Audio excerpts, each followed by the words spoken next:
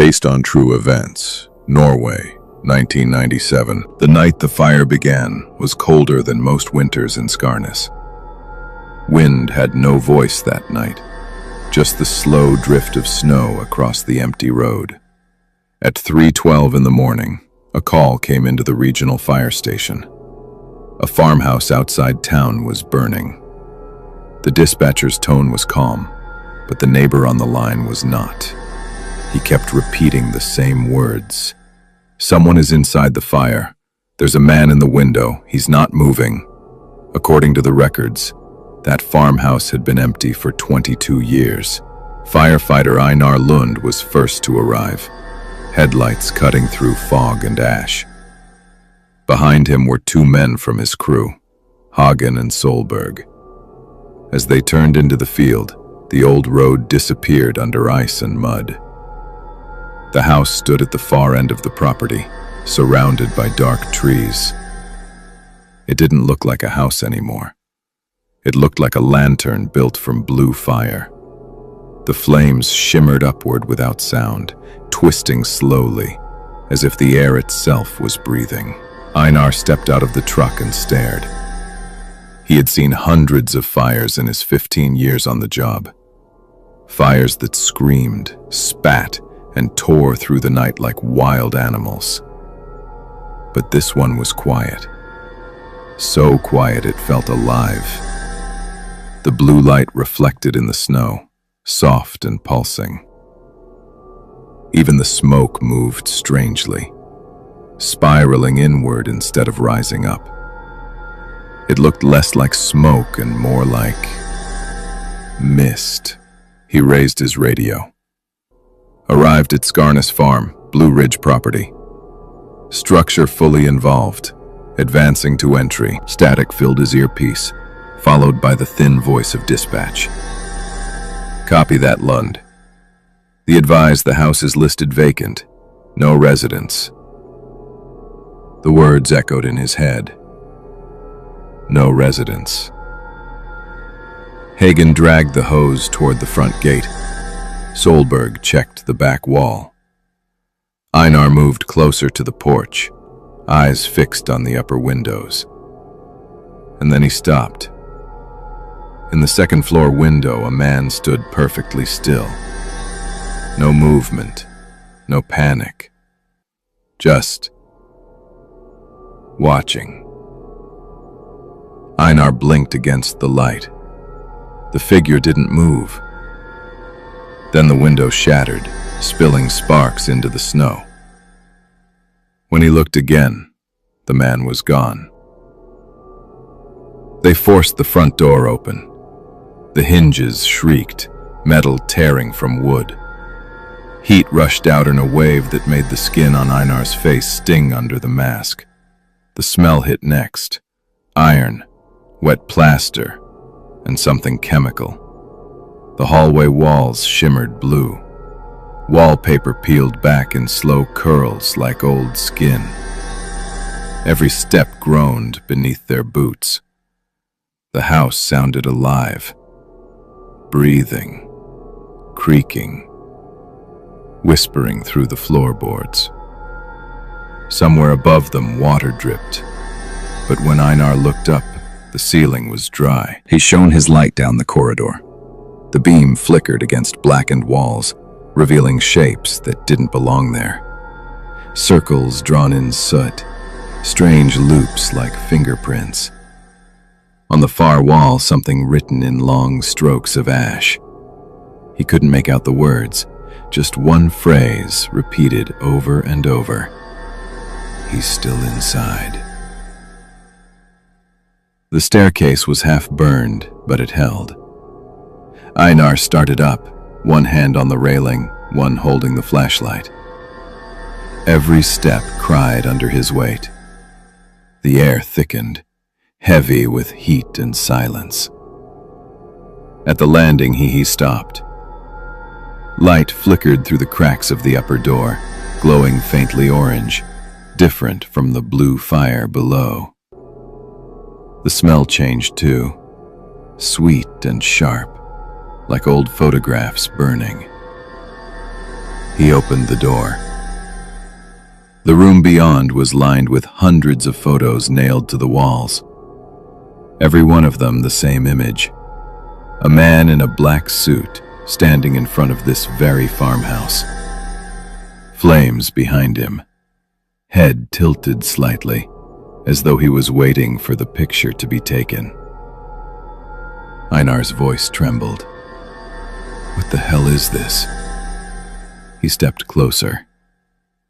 The nails were melted halfway, fused into the wood, but the photos were untouched by fire.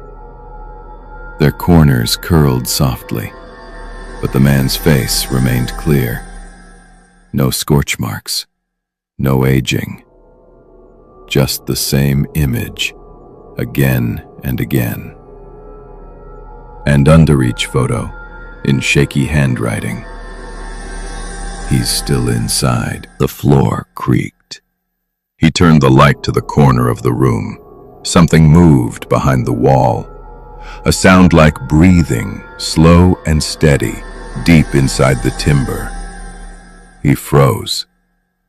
A whisper came through the wall. A man's voice. Get out.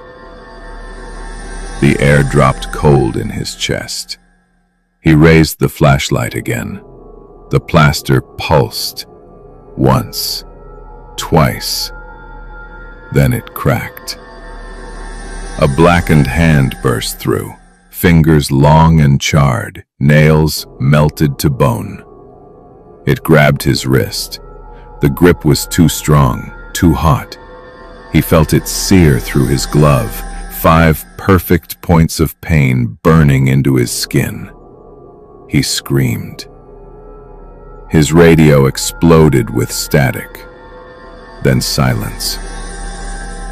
Hagen and Solberg found him moments later, collapsed at the foot of the stairs. His flashlight lay beside him, still shining. 5 red marks blistered across his wrist, each one long, deep, and unmistakably human. But the shape was wrong. The fingers were too long, the spacing too wide.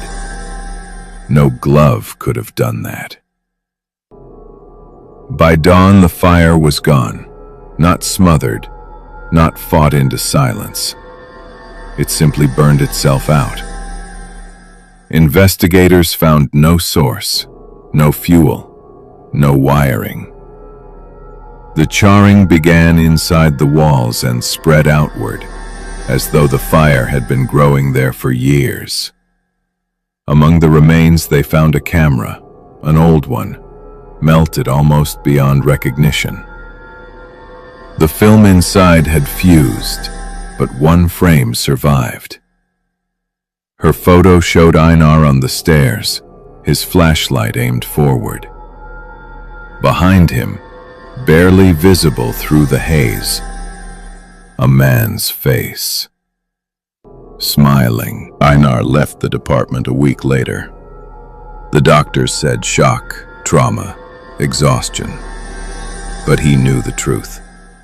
He could still feel the shape of those fingers burned into his wrist. When he closed his eyes, he could still see the wall moving. At night, the sound came back. The slow breath behind plaster. The whisper in the dark. He's still inside. He started covering the mirrors in his house. Taped them. Painted over them. He said he didn't want to see reflections anymore. Not after what he saw in the farmhouse.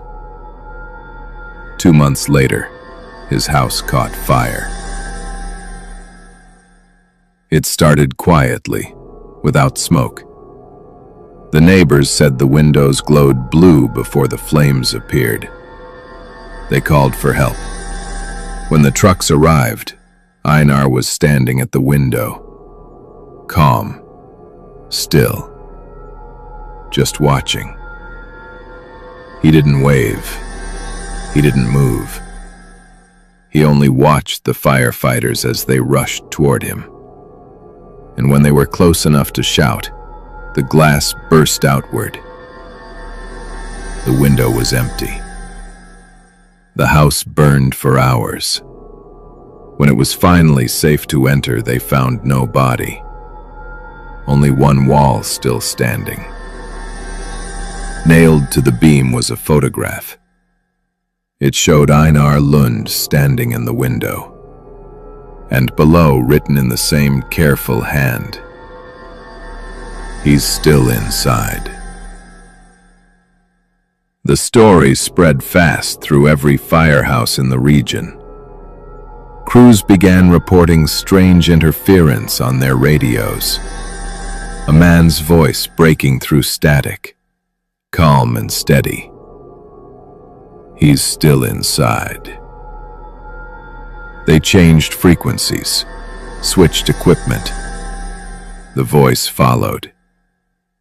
One night, a new recruit named Mikkel was on a routine barn fire.